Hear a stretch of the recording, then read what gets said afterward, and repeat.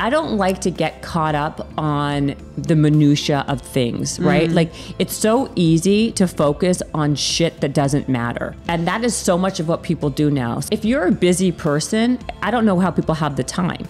It's just, I don't like to busy myself or put my brain in those spaces. It doesn't matter to me. Like, unless it's really affecting my bottom line in a really awful, mean-spirited way, I try to not put my attention and my energy in that direction. And I just keep it moving.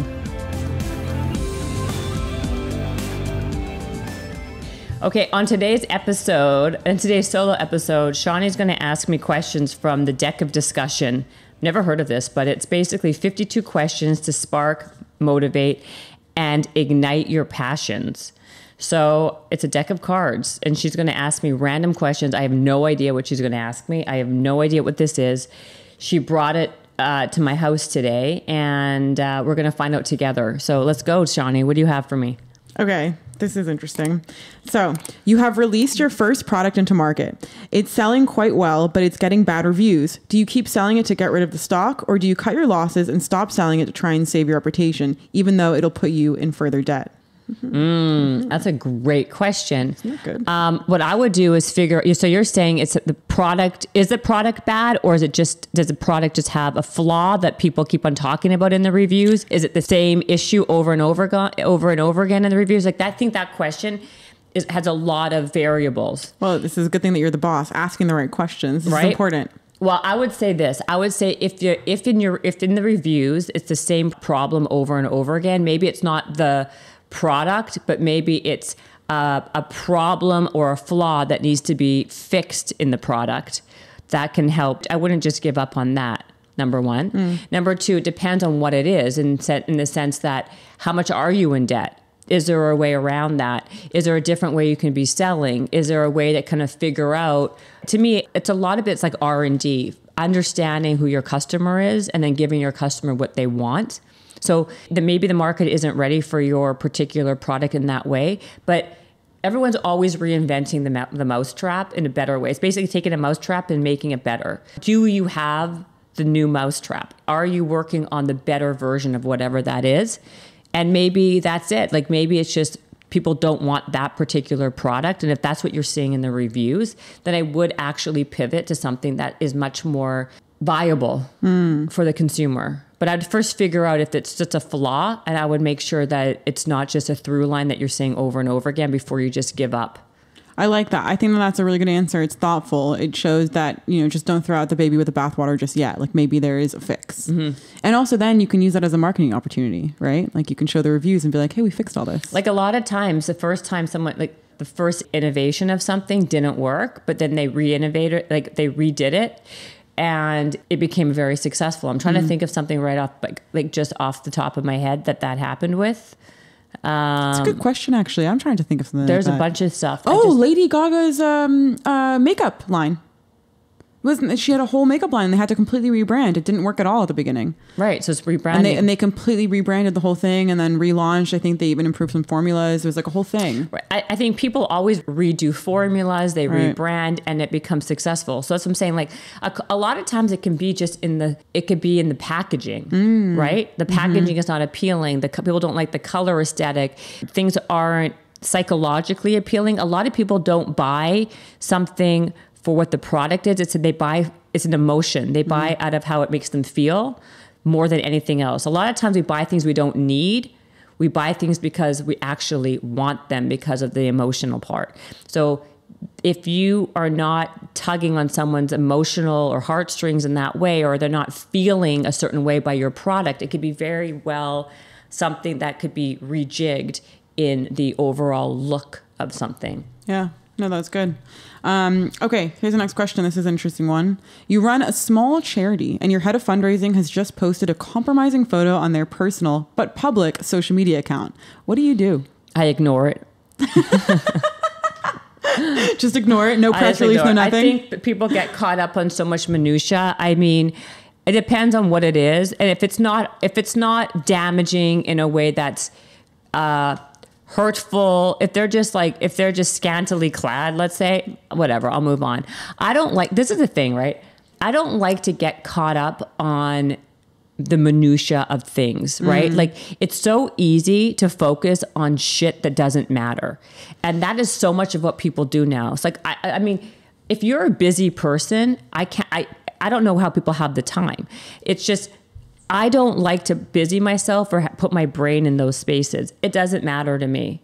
Like, unless it's really affecting my bottom line in a really awful, mean-spirited way, I try to not put my attention and my energy in that direction, and I just keep it moving. It's a good motto.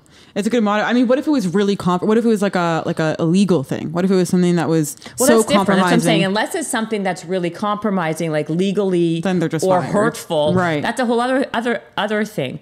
But everything. See, that's the thing with these questions, right?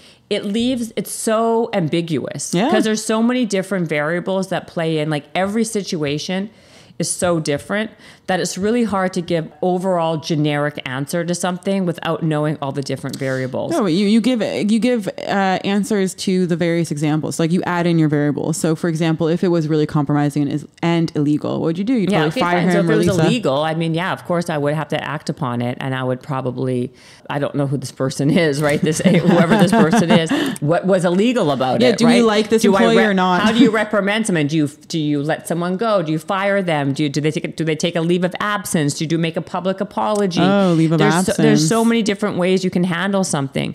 So I used to work in media training many years ago in another former life of mine. And, a part of what we did was we would train top level, C-level executives on something that happened within the company that they had to make a statement on. Oh my God, how to apologize? Some of it, no, it's crisis management more or less, right? And there's so many, this is all very nuanced, right? Because it depends on what the circumstances are. So I've been trained I tend not to like to give overarching answers when I don't have all the facts. So it's so dependent on what it is. So maybe this game isn't so great for me. No, but what I'm trying to explain is you can just give yourself your own facts, make your own scenario. Okay, and then, fine. Do you know what I mean? Okay, but yes. you answered a ton of different scenarios. I did answer. I really like the leave of absence. I actually think that's an interesting one because that's I feel like for maybe like a sex scandal where it's like just some guy's weird kinks that were revealed. You know what I mean? But it's just uncomfortable for people, but it's not bad or wrong, and let them have their own little thing. And then you're like, all right, a little leave of absence. I just always think that way. Again, right? To me, it's like someone else's kooky business, but the fact that it does affect the business. Like people are very offended by other people's other stuff. I'm not offended by anybody's stuff. It doesn't affect me at all. Like that, but I get it. Like other people are much more sensitive and highly sensitive to that. So it depends on what the charity is, what the person did, who is the person. There's so many variables. All right, I have a good one for you. This one actually was written just for you, really. Okay. If you were invited to give a TED Talk, what would it be and why? Really? I like it. I would do a TED Talk on how to get what you want in life, or the secret to getting anything you want in life. I could see that getting really big. Yeah? You think that would be popular? I could see that blowing up. You think that would blow up? That feels viral to me. I feel like a topic on how to be bold and how to chase what you want and how to be bold and learn how to be bold if you're not already bold. I like that topic. Oh, this is a good one. This is interesting because I think a lot of people actually go through this dilemma. So you started your business with your best friend, but didn't sign a contract. Now they are claiming they work harder than you and should get a higher profit share. How do you resolve that? Oh my God, that is such a good one. Okay, this is what I would say. The contract situation to me is very, very difficult, right? Mm-hmm. It comes down to how valuable that other person really is in your business, right? Contract or no contract. Because if you want to maintain the relationship with that person so they continue working, right? It doesn't matter what the contract says. You're going to have to give in no matter what, right? Oh, that's interesting. So you would actually be inclined to compromise with that person and give them a bit more percentage if they were doing more work. If I think my business would really genuinely suffer from the lack of them being there, I would be kind of caught between a rock and a hard place and have to figure out a way to make that person happy. Now, I will say something though that I think is very, very interesting. Most times when people do that, they end up regretting it because people tend to overestimate the value of the other person. And the truth of the matter is everybody is replaceable. And a lot of times when you actually replace that person, that other person is actually better than the person you had before. But a lot of times we like the devil we know versus the devil we don't know. And so what we do is we acquiesce to whatever the demands are of that employee, partner, whatever else, because we don't want the change. We are fearful of the change, or we're scared of how that decision will affect our business. And like I said, the interesting part is a lot of times when we actually do that, the latter, then we end up regretting it. And we should have just like cut our losses and found somebody else. Because once that happens in a relationship, in a dynamic, it's really hard to go back to how it was, because there's always going to be built-in resentment. There's always going to be someone who feels that they got the shorter end of the stick. And that is why the book, like, the book by Chris Voss, like, Chris Voss is Nicole's mentor. Yeah, I love him. Yeah. He wrote the book, like, what was the book title called? Negotiation. What is his book? His book was called Never Split the Difference. Yeah, Never Split the Difference. I have it at home. Yeah, it's a good Never book. Split the Difference. He was a guest on a couple times. Never Split the Difference. And the truth of the matter is, because always one person will always feel like they got less. So I think you got to trust your gut with these things. But I'm just talking from experience. Like if your intuition tells you, maybe it's like not the right thing and you have to just kind of figure it out without it. This is a big one though, because I see things happen on both sides. But in my experience, everybody is replaceable, but I will have this caveat. In today's time, there's nobody available. That's the other problem. It's so hard to find great people in general. Yeah. What's going on in the world right now. It's just really hard. Reliable, really good. So if you have somebody who has that, depending again what your job is, sometimes it's better just to make it happen, appease them and like come to a good place. But overall, depending on if it's a partnership, a lot of times it's good to just, cut your losses and move on. Yeah, I like the answer. Trusting your gut can be so hard in those situations, especially if it's like a friend. What are your thoughts on not changing the percentage, but having them like get a bonus or something instead, so you keep the number the same? Because I feel like giving up ownership, you know what I mean? Giving up ownership, because then you're not is 50-50 anymore. But if they feel like they're working more hours and they want a bit more cash. Well, that's the thing. Like it's about like a negotiation, and it's about, there's always a way to skin the cat, right? So giving up a percentage of a business is way more difficult than adding on a bonus for good work, right? Yeah. I have no problem by giving people bonuses and paying fees. Yeah. I do have a problem with just giving up an ownership stake. Same. That's a very big difference in the relationship.